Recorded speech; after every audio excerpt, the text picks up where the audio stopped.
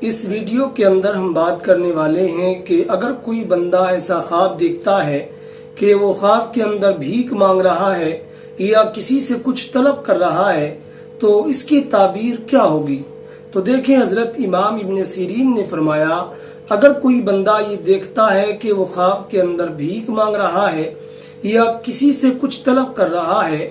تو یہ اس بات کی دلیل ہے کہ وہ بندہ بہت زیادہ بھلائی حاصل کرے گا، اس کو بہت زیادہ خیر و منفعت حاصل ہوگی